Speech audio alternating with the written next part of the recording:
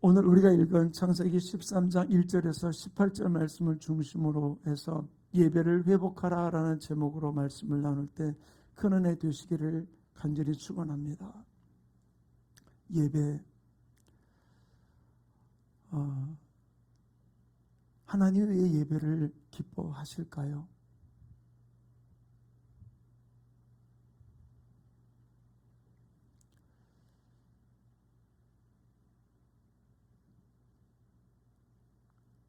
예배는 하나님과의 만남이기 때문인 줄로 믿습니다. 또 하나님께서 예배를 통해서 우리에게 모든 것을 또 가르쳐 주시기도 하고요. 깨우쳐 주시기도 하고요. 그런데 우리가 예배에 집중한다고 하면서도 어떤 마음으로 어떤 자세로 예배를 드리는가? 사람이 위기를 만났을 때, 인생에 위기를 만났을 때 무엇이 먼저 생각이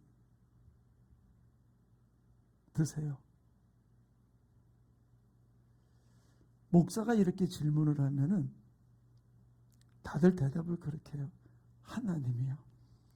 그런데 진짜 내가 인생의 위기를 만나고 어려움을 겪을 때 누가 생각이 납니까? 하나님이 생각이 나십니까? 아니면은 내 이 위기를 풀어줄 어떤 사람, 어떤 지인, 어떤 환경, 어떤 것이 생각이 나십니까? 진짜 사람이 절제절명의 위기를 만나면 사람이 생각나는 게 아니라 하나님이 생각난대요. 그냥 너무 힘드니까 털쩍 주저앉아서 아이고 하나님.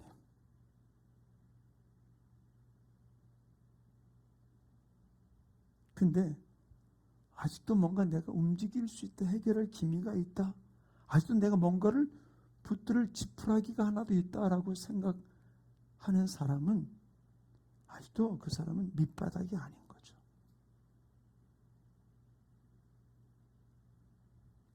자기는 스스로 너무 힘들어서 내가 끝이다라고 생각하는데도 불구하고 뭔가 지푸라기라도 하나 붙들게 생각난다면 아직도 그 사람은 밑바닥이 아닌 거예요.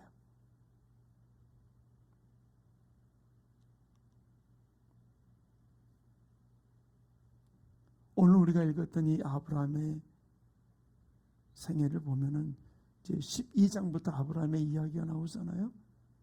오늘 우리가 13장을 읽었습니다만은 아브라함의 이야기를 보면은 12장에서 하나님의 부름을 받습니다. 갈대아 우르에서. 근데 하나님의 부름을 받고 제가 가겠습니다 라고 나이 75세에 자기의 본토 친척 아비의 집을 떠나서 하나님이 지시하는 부분으로 떠나게 되었던 것이죠. 그렇다면 하나님을 믿기로 결심하면 모든 일이 일사천리로 잘 풀어집니까? 어떠세요? 나 하나님을 믿는다고 결심했는데 이제 세상 바라보지 않고 오직 하나님만 바라보겠다고 결단하니까 하나님 이제 모든 것이 일사천리로 잘 풀어지느냐는 거예요.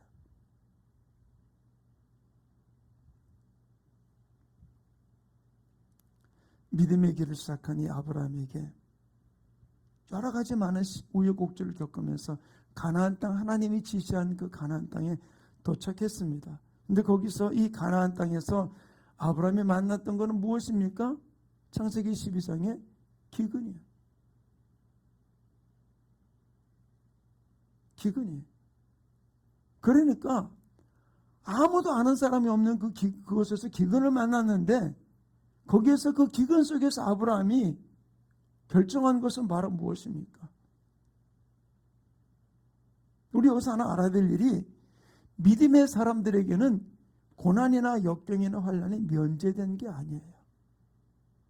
어떤 때는 내가 예수 믿기로 결단하는 순간에 오히려 그 믿는다는 이유 때문에, 주님만을 바라본다는 그 이유 때문에 더 많은 핍박이, 더 많은 고난이, 더 많은 역경이 나의 삶에 엄습해 올 수 있는 부분들도 있다는 거예요. 결코 믿음의 사람이라고 고난이 면제되는 게 아니거든요. 근데 아브라함은 그 기근을 만난 그 상황 속에서 어떤 모습이었었습니까? 가끔 목사님들이 그런 이야기를 농담 반 진담 반 해요. 많이 힘들 때 나 혼자만 갔다면 내가 뭘 못하겠느냐. 차라리 내가 그냥 금식하다가 죽더라도 그냥 주님 앞에 매달리겠다. 그런데 성도가 있고 또 처자식이 있다 보니까 그러면서 그래, 신부님들이야 뭐 혼자 있으니까 뭐 내가 생계를 책임질 적도 없으니까, 또 중들도 마찬가지로 그러니까 그렇게 하겠지만 우리는 처자식이 있으니까. 근데 지금 아브라함의 모습을 가만히 보세요. 자기 혼자 믿음으로 왔다 치지만 자기 혼자 왔습니까? 많은 종들과 또 짐승들을 거느리고 지금 조카 가정까지 데리고 좀 왔던 거거든요. 자기 혼자가 아니잖아요. 자기의 믿음으로 반응하고 왔지만,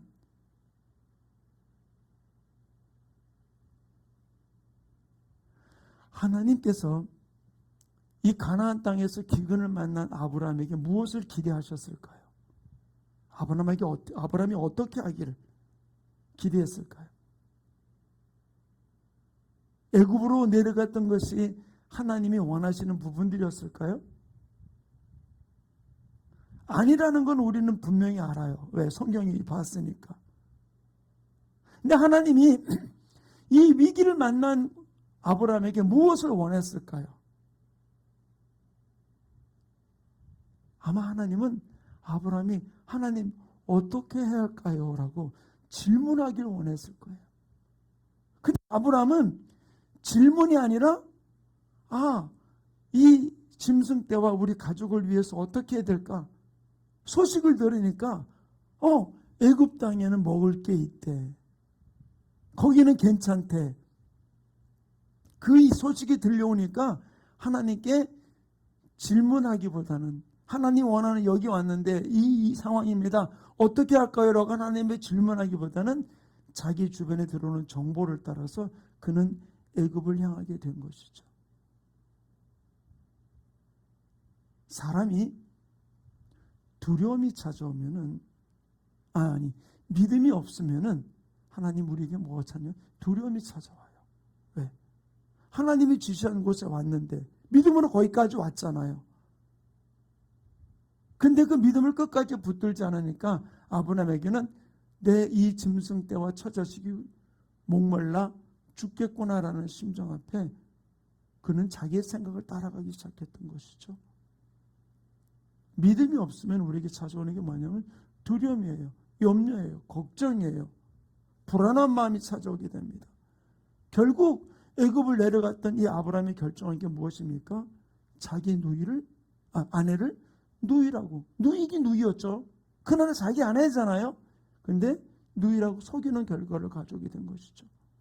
그러다 보니까 아브라함에게 있어서 하나님의 약속이 위기를 맞기 시작한 거예요. 하나님이 아브라함에게 약속한 게 무엇입니까? 그를 처음 부르면서 약속한 것이 창세기 12장 1절부터 3절 이렇게 기록해 놓고 있잖아요. 함께 읽겠습니다. 시작. 여호와께서 아브라함에게 이르시되 너는 너희의 고향과 친척과 아버지의 집을 떠나 내가 내게 보여줄 땅으로 가라. 내가 너로 큰 민족을 이루고 내게 복을 주어 내 이름을 창대하게 하리니 너는 복이 될지라. 너를 축복하는 자에게는 내가 복을 내리고 너를 저주하는 자에게는 내가 저주하리니 땅의 모든 족속이 너로 말미암아 복을 얻을지라 할지는. 여기서 보면 너로 큰 민족을 이루고 내 이름을 창대하게 하고 너를 복의 근원이 될지라라고 이야기를 해주고 있던 거예요.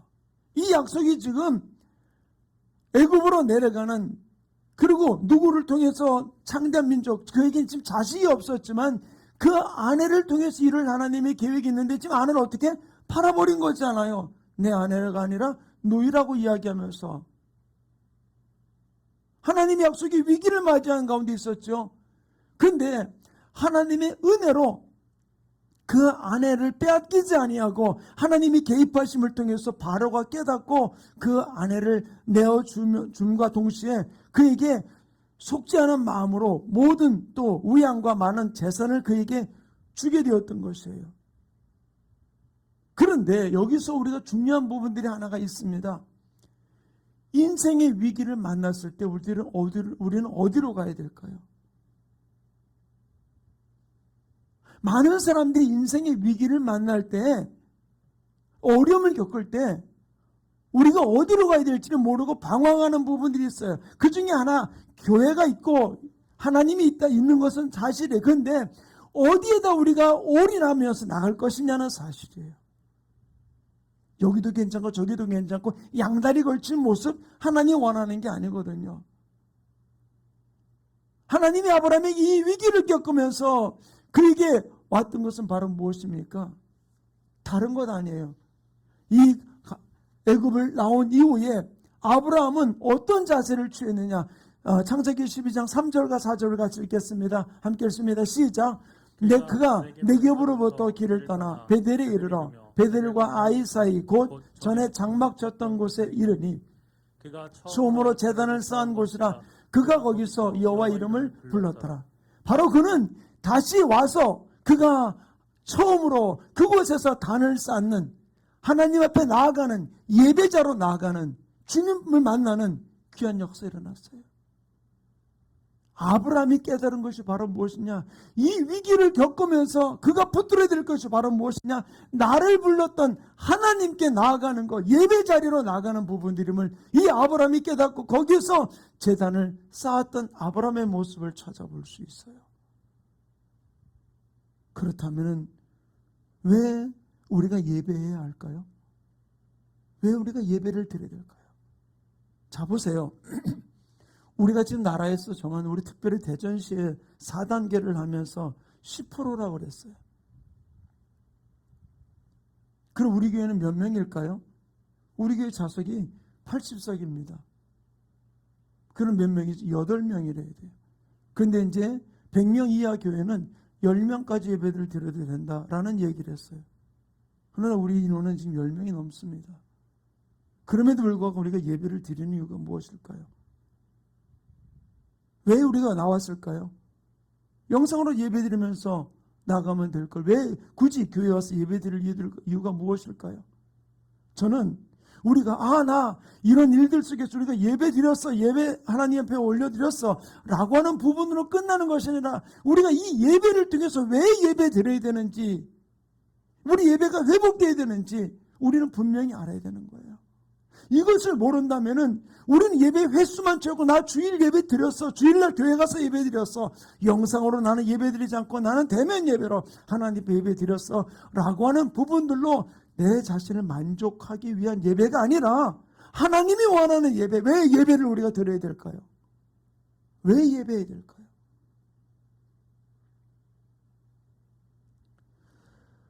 우리 다시 한번 창세기 13장 1절과 2절을 한번 다시 한번 읽겠습니다. 함께 읽습니다. 시작. 아브라함이 애굽에서 그와 그의 아내와 모든 소유와 룻과 함께 네겝으로 올라가니 아브라함에게 가축과 은금이 풍부하였더라. 여기서 풍부하였다라고 하는 이 말이 히브리어로는 카바드라는 단어예요. 이 카바드라는 단어는 그 뜻이 무겁다, 힘겹다, 짐이 된다 라는 의미를 갖고 있어요. 무엇이? 그에 많은 짐승과 은금이 짐이 된다, 무겁다라는 의미를 갖고 있거든요. 근데 왜 짐승과 가축이 무거울까요? 왜 힘이 될까요? 왜 무겁고 짐이 될까요? 왜? 우리 한번 가만히 보세요. 돈은 우리에게 필요합니다. 물질은 필요합니다. 근데 물질 때문에 어떤 때는 그 물질로 인해서 부모와 형제 또 가장 친했던 친구 사이가 갈라지고 관계가 깨지는 일들을 우리 너무나 많이 찾아볼 수 있어요.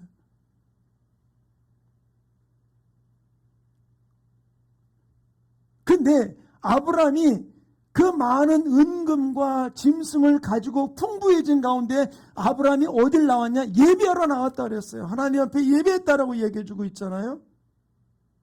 우리가 왜 예배를 드려야 될까요? 첫째로는 내 삶의 변화를 위해서 예배 드려야 돼요. 내 삶의 변화를 위해서.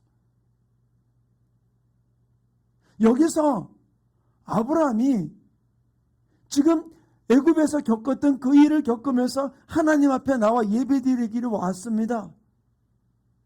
근데 그 은금과 짐승이 풍부했더라. 그에게 짐이 되었더라. 무엇이 변화되었냐는 거예요. 근데 거기에서 이 은금으로 인해서 일어나는 일이 바로 무엇입니까? 자기 조카 롯의 목자와 자기 목자가 다툼이 일어나게 되었던 것이죠. 7절은 이렇게 기록해 놓고 있습니다. 함께 읽겠습니다.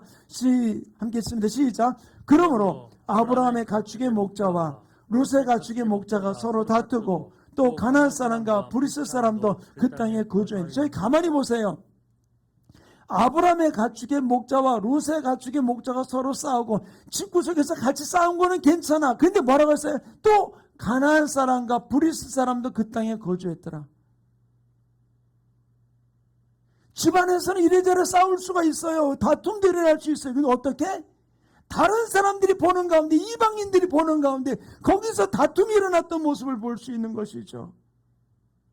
무엇이? 그들의 많은 은금과 짐승이. 근데 여기서 예배를 드리러 왔던 이 아브라함이 어떤 일을 하게 됩니까? 이 많은 은금들이 그들에게 많은 어려움을 주었지만, 근데 아브라함이 예배를 드리면서 그의 삶 속에 그동안 가지고 있던 패턴이 완전히 변화되는 그의 삶을 바꾸는 모습을 볼 수 있어요. 무엇입니까? 우리 9절 말씀 보겠습니다. 함께 읽겠습니다. 시작. 내 앞에 온 땅이 있지 아니하냐? 나를 떠나가라. 내가 좌하면 나는 우하고 내가 우하면 나는 좌하리라. 자, 기가 막힌 이야기를 합니다. 하나님 앞에 예배드리면서 이 아브라함의 삶이 변한 거예요. 자, 지금 목자들이 무엇이 중요합니까? 초장이 중요한 거예요. 또 물이라는 것은 굉장히 규정한 부분들이 있잖아요. 근데 지금 아브라함이 조카 롯에게 선택을 합니다. 네가 좌하면 나는 우하고 네가 우하면 나는 좌하리라라고 이야기해 주고 있는 것이죠. 근데 지금 그 땅의 모습이 바로 무엇입니까? 우리 그 다음에 나오는 10절 좀 같이 볼까요? 다시 한번 볼까요? 시작. 이에 롯이 눈을 들어 요단 지역을 바라본 즉 수알까지 온 땅에 물이 넉넉하니 여호와께서 소돔과 고모라를 멸하시기 전이었으므로 여호와의 동산 같고 애굽 땅과 같더라. 지금 한쪽은 풍부한 땅이요, 한쪽은 광야인 것이거든요. 근데 지금 아브라함에게 조카 롯에게 무엇을 선택하게 만듭니까? 네가 좌하면 나는 우하고 네가 우하면 나는 좌하리라. 지금 자기의 삶의 모든 것들이 물질에 두지 아니하면서 그가 자기의 삶이 바뀌어진 아브라함의 모습을 찾아볼 수 있어요.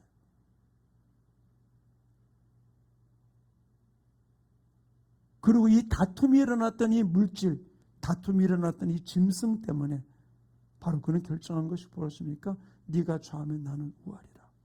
사랑하는 성도님, 우리가 이 예배할 때 어떤 자세가 되어야 되느냐?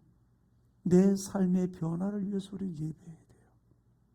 예배 드렸다면 내가 예배 드렸어 라고 끝나서 이후에 교회 밖을 나간 나의 삶이 그냥 이전과 똑같은 삶을 살아가는 것이 아니라 삶이 변화된, 아브라함이 예배드리고 난 이후에 다툼이 있는 그 상황 속에서 야, 너 생각하기에 반반 나누자. 좋은 것 반, 나쁜 것 반, 반반 나눠서 갈라서자. 그렇게 제안하는 것이 세상의 이치일 수 있어요. 그러나 아브라함은 선택권을 맡긴 것이죠. 네가 좌하면 나는 우하고 네가 우하면 내가 좌하리라.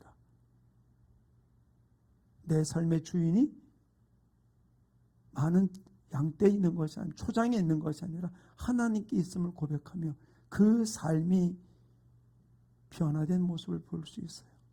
맨날 예배 드려놓고 내 삶이 하나도 변하지 않았어. 내 생각이 변하지 않고 내 가치관이 변하지 않고 나 중심의 삶이 이루어지고 하나님 중심의 삶이 이루어지지 않는다면 올바른 예배의 모습이 아닌 것이죠. 진정한 예배는 나 중심에서 하나님 중심으로 변화되는 거예요. 하나님을 위해서 내가 손해보는 일도 결정하고 나갈 수 있는 모습. 내 뜻보다는 하나님의 뜻에 더 순종하고 나가는 이 변화된 모습, 이것이 진정한 예배의 모습이거든요.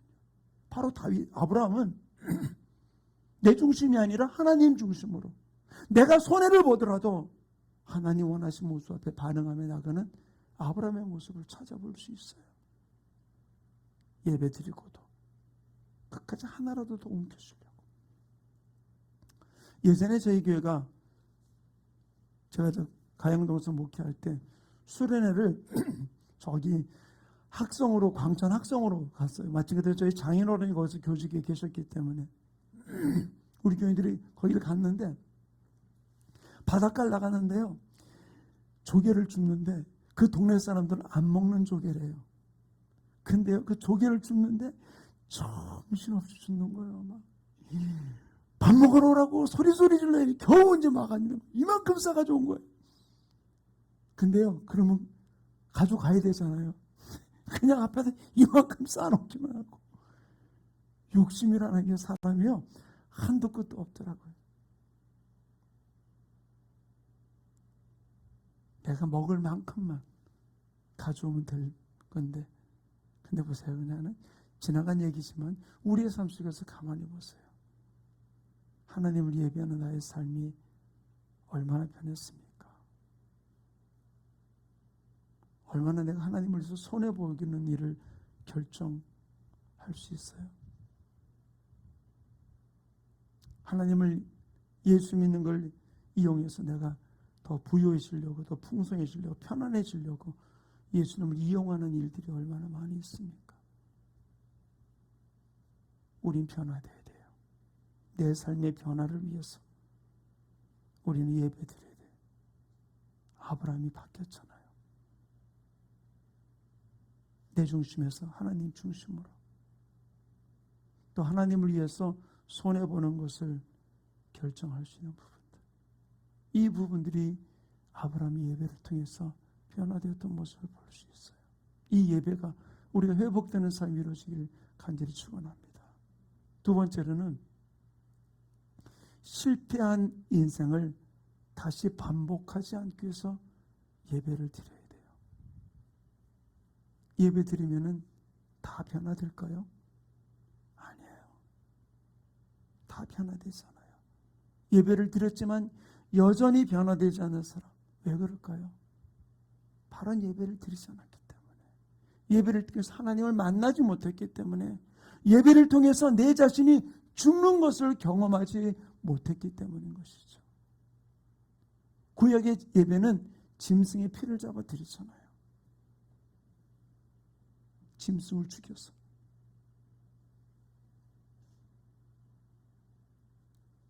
바로 아브라함과 함께 갈대 우르를 떠나서 계속해서 같이 다녔던 것이 조카 롯입니다.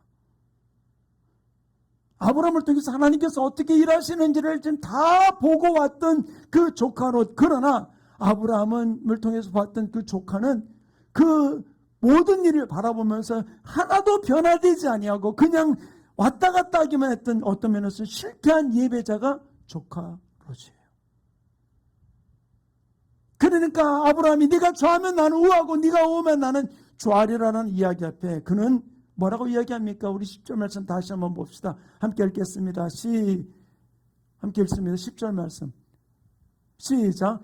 이에 롯이 눈을 들어 요단 지역을 바라본 줄 수알까지 온 땅에 물이 넉넉하니 여호와께서 소돔과 고모라를 멸하시기 전이었으므로 여호와의 동산 같고 애굽 땅과 같았더라. 그 지역을 바라 뭐라고요? 여호와의 동산 같고 애굽 땅 같았더라. 하나님이 함께하는 부분들을 전혀 자기 삶이 변화되지 아니하고 오직 눈에 보이는 것들을 따라가는 모습을 볼 수 있어요. 눈은 마음의 창이라고 이야기를 하잖아요. 사람이 어떤 마음을 가지고 있느냐에 따라서 세상을 보는 눈이 달라져요. 예배에 실패한 롯, 잘못된 선택을 하게 되었고 잘못된 인생길을 걸어가게 되었던 모습을 찾아볼 수 있어요. 거기가 죽는지도 모르고. 우리 조카로서 이야기는 우리 너무 잘 알고 있잖아요. 유황불이 떨어지는. 롯이 잘못해서 아니요. 그 땅이 범죄했기 때문에. 그러나 거기를 어떻게 바라봤습니까? 롯은 에덴 동산 같고 애굽 땅과 같았더라라고 이야기를 해주고 있잖아요.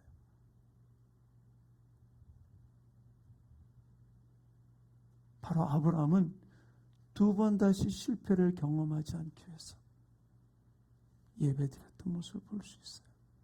우리는 다시 반복하지 말아야 돼요. 우리는 두 번 다시 실패한 인생 살지 않기 위해서 예배를 드리며 예배의 승리자가 되어서 달려가는 하나님의 사람 되기를 간절히 축원합니다. 마지막 세 번째로는 아브라함이 예배를 드린 이유는 바로 무엇이냐? 하나님의 약속을 받기 위해서 예배드렸어요. 하나님의 약속을 받기 위해서. 조카 롯을 위해서 그 모든 것을 내어주고 난 다음에 조카 롯의 가정이 떠나고 난 이후에 하나님이 이 아브라함에게 무엇을 보여줍니까? 우리 14절과 17절까지 같이 읽겠습니다. 함께 읽습니다. 시작. 롯이 아브라함을 떠난 후에 여호와께서 아브라함에게 이르시되 너는 눈을 들어 너 있는 곳에서 북쪽과 남쪽 그리고 동쪽과 서쪽을 바라보라. 보이는 땅을 내가 너와 내 자손에게 주리니 영원히 이르리라. 내가 내 자손이 땅의 티끌 같게 하리니 사람의 땅의 티끌을 능히 셀 수 있을진데 내 자손도 세리라. 너는 일어나 그 땅을 종과 행으로 두루다녀보라. 내가 그것을 내게 주리라. 이제 조카 롯이 좋은 땅 다 차지하고 떠난 이후에 그가 남아있는 황량한 땅만 지금 바라보게 되었습니다. 그런데 하나님은 그에게 무엇을 주십니까? 약속의 말씀을 주십니다. 어떻게? 하나님 분명히 여기서 뭐라고 얘기해 주고 있습니까? 내가 너와 내 자손에게 주리니 영원히 이르리라. 보이는 그 땅을 어떻게? 내가 하나님이 너에게 영원히 주리라. 그리고 또 이야기하는 것이 바로 무엇입니까? 사람의 땅의 티끌을 셀 수 있을지인데 바로 내 자손도 그렇게 많게 셀 수 있게 주리라라고 이야기하면서 바로 모든 것을 너에게 주리라라고 이야기해 주고 있는 것이죠. 하나님이 약속의 말씀을 받는 거예요. 우리가 예배드리는 이유는 바로 무엇입니까? 오늘도 들려지는 말씀을 통해서 하나님이 약속의 말씀을 붙들기 위해서 예배드리는 거예요. 오늘도 이 말씀을 통해 내가 은혜 받고 이 말씀을 붙들고 내가 나가기 원하는 그 약속의 말씀을 붙드는 거, 이것이 바로 우리가 예배가 회복되어야 되는 거예요. 아, 오늘 예배 드렸어. 근데 이번 주 드린 예배를 여기 앞에 나가 오늘 제목이 뭐예요? 오늘 뭐 때문에 은혜 받았어요? 그걸 모를 때가 있잖아요. 제가 왜 설교하면서 세상 예화를 안 듣는 이유가 뭔지 아세요? 많은 사람들이 설교에서 예화를 들고 나면은 그 예화만 기억이 나요.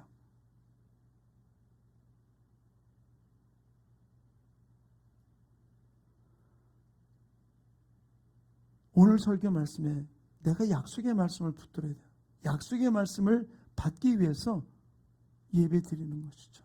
아브라함은 약속의 말씀 받기 위해서 예배를 드립니다. 진정 참된 예배자로 이 약속의 말씀을 받자 아브라함이 어떻게 반응을 합니까? 우리 18절 말씀 읽겠습니다. 시작. 이 아브라함이 장막을 옮겨 헤브론에 있는 마므리 상수리 수풀에 이르러 거주하며 거기서 여호와를 위하여 제단을 쌓았더라. 바로 약속의 말씀 붙들자마자 어떻게 했습니까? 하나님 여기요. 여기 광야 여기가 내가 하나님 나에게 주신 땅이라고요. 라고 이야기하지 않고 어떻게 합니까? 바로 떠나서 어디? 헤브론에서 거기에서 제단을 쌓고 하나님 앞에 영광을 돌리는 모습을 볼 수 있어요. 자, 그런데 가만히 보세요. 헤브론 어떤 곳입니까? 아직도 아무 흔적도 없는 땅이에요. 근데 헤브론이 성경에서 어떤 곳입니까?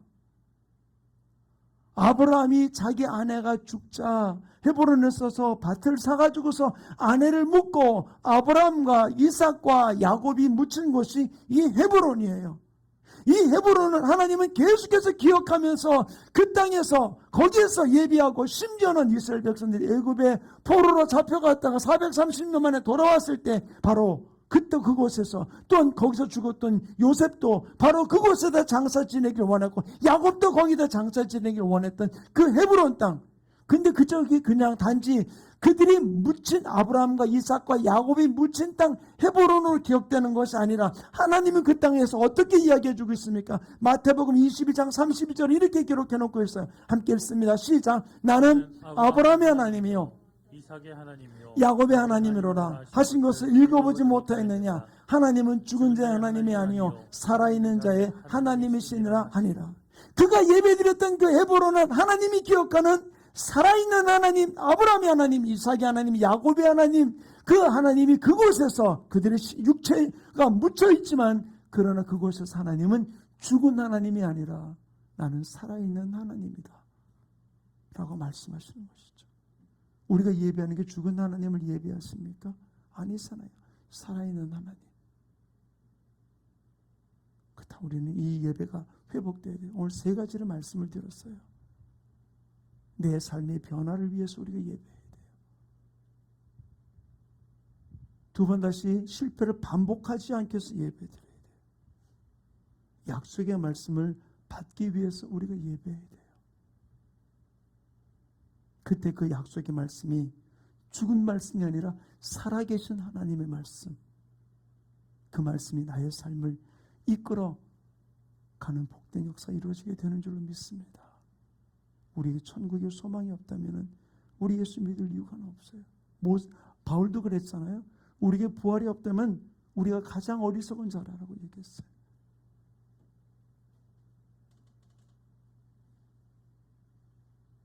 사랑하는 충만교회 성도님, 얼마 전 아프간에서 탈출하던 사람들 이야기를 들으면서 깜짝 놀랐어요. 그들이 거기를 가져나가면서 은금을 가져나갔나요? 아니요. 자기 몸 하나 탈출하기 위해서, 비행기에 타기 위해서 몸부림치다 못하니까 바퀴 속에 숨어서 탈출하다가 떨어져 죽은 많은 이야기들을 듣게 되었어요.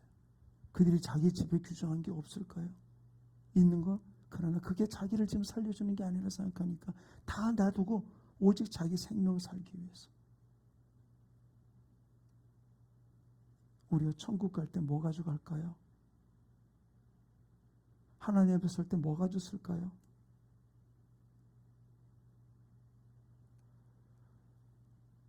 우리 예배를 회복합시다.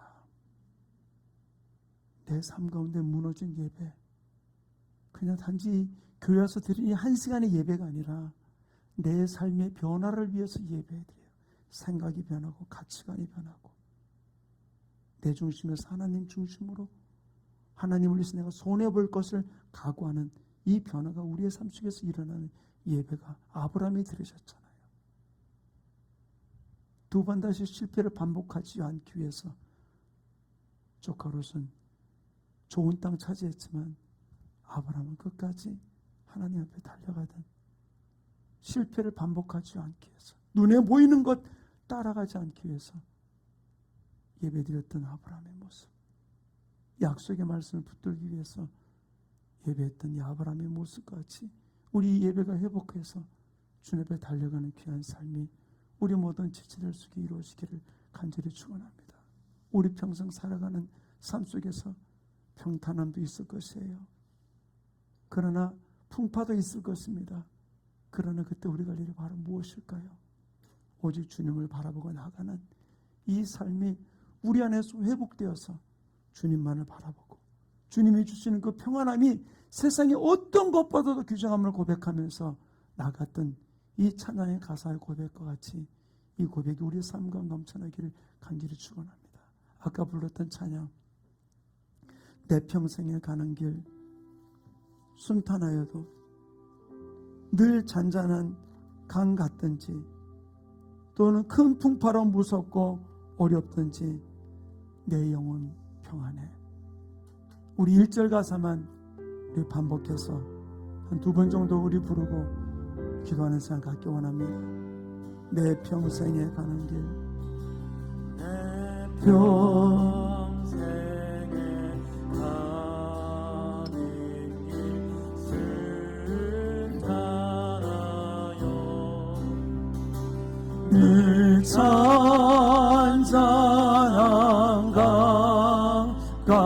어렵든지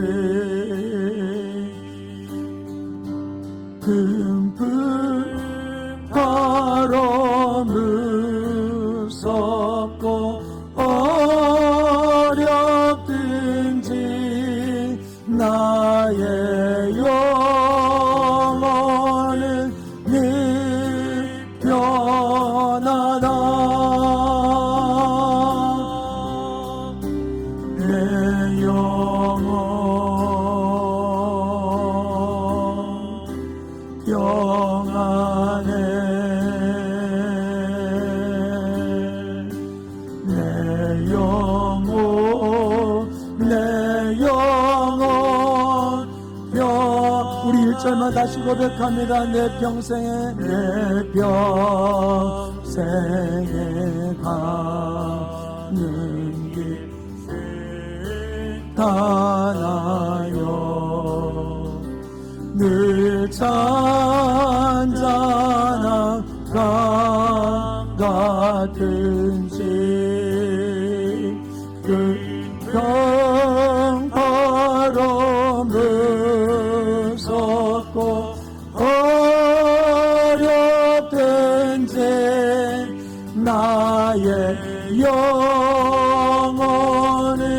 늘 우리 2절 가사 올려줍니다. 저마귀는 그리 삼키려 입 벌리고 달려와도 입 벌리고 달려와 주님이 나의 대장 되십니다. 아멘. 계시는 의리에 대장 되니 끝내 싸워서 이기리라. 아멘. 주님만을 예배하기 원합니다. 내 영혼 평안해. 내 영혼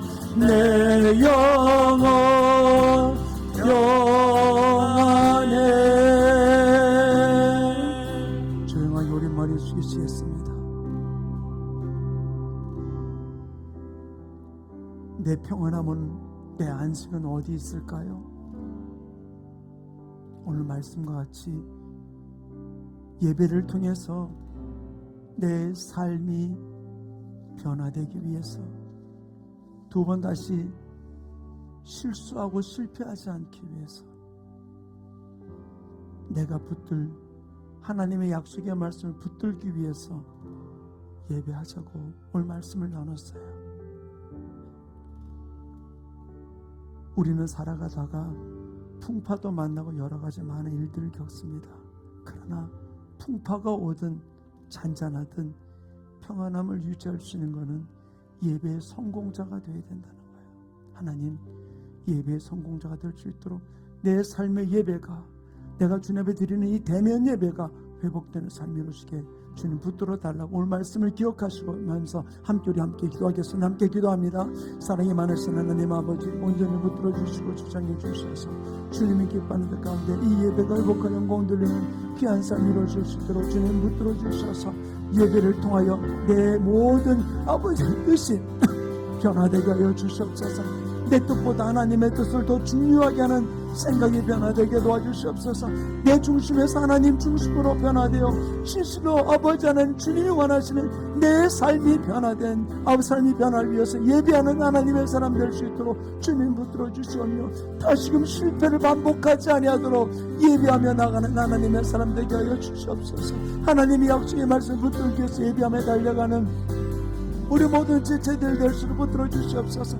여러가지 환경이 마귀는 우리를 예배하지 못하게, 예배에 실패하게, 예배에 아버지 집중하지 못하게 만드는 이 마귀의 계기 앞에 속지 아니하고 진실 우는 사자와 같이 삼킬 자리를 찾는 이 상황 속에 속지 아니하고 아버지 하나님 주님 앞에 예배로 승리하는 아름다운 주인공들 될 수 있도록 성령님 역사해 주시고 붙들어 주시고 주장하여 주시옵소서. 사랑이 많으신 하나님, 오늘도 귀한 말씀을 통해 우리를 깨워주신 아버지 하나님, 하나님 진정을 예배 실패자가 아니라 예배 성공자로 주님 앞에 달려가기 원합니다. 아버지, 먼저 내 뜻보다 하나님의 뜻을 중요하게 생각하는 아버지 하나님 변화가 있게 하여 주시옵소서. 내 중심에서 하나님 중심으로 변하게 도와주시옵소서. 아버지, 하나님을 위해서 손해보는 일을 감수할 수 있도록 이 변화를 위해서 예배하는 하나님의 사람 되게 하여 주시옵소서.